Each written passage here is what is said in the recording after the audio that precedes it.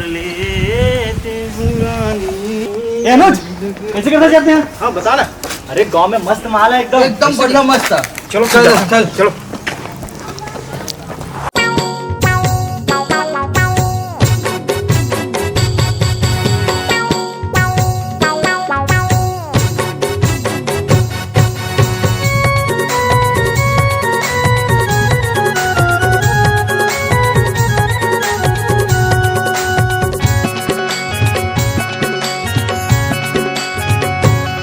अब नवा जमाना आ गे रे,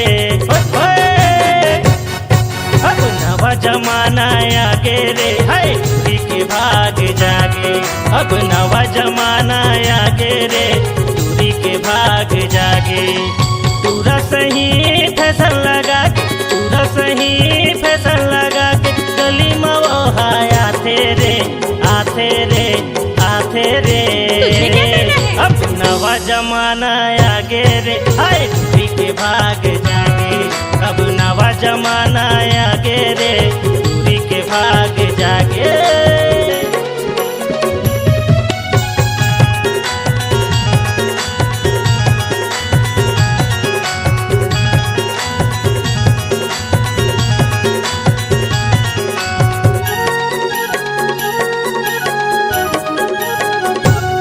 अरे हाथ में धरे मोबाइल और आँखी में पहिरे चश्मा। मटर मटर रेंगे गोरी लागत हवे करिश्मा। अरे मटर मटर रेंगे गोरी लागत हवे करिश्मा। अरे क्या हो गया? अरे हाथ में धरे मोबाइल और आँखी में पहिरे चश्मा। मटर मटर रेंगे गोरी लागत हवे करिश्मा। हाय मटर मटर रेंगे गोरी लागत हवे करिश्मा। देख चाल गोरी के बदला गे रे, तुझे क्या करना है? अब नवा फैशन में आगे रे। दूरी के भाग जागे, अब नवा जमाना आगे रे, दूरी के भाग जागे।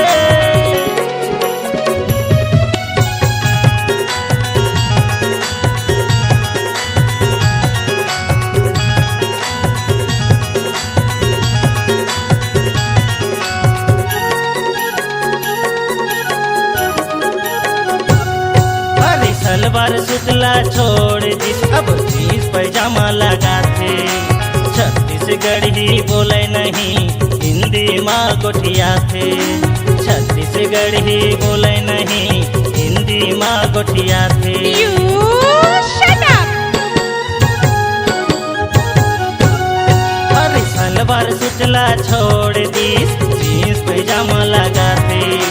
छत्तीसगढ़ी बोले नहीं, हिंदी माँ गोठिया थे। अरे छत्तीसगढ़ी बोले नहीं, हिंदी माँ गोठिया थे।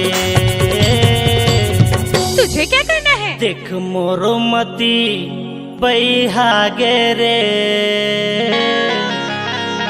टूरी रंग रंग के गोठिया थे रे। चल निकल। हाय दूरी के भाग जागे, अब नवा जमाना आगे रे, दूरी के भाग जागे। अब नवा जमाना आगे रे, दूरी के भाग जागे। पूरा सही फैशन लगा, पूरा सही फैशन लगा, गली में वो हाय आते रे, आते रे, आते रे।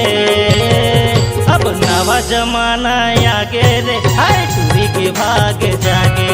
अब नवा जमाना आगे रे, दूरी के भाग जागे। अब नवा जमाना आगे रे, दूरी के भाग जागे। अब नवा जमाना आगे रे, दूरी के भाग जागे। देख मालिया बोरा गे रे। तोला काय लगते? बहुले छत्तीसगढ़िया थे।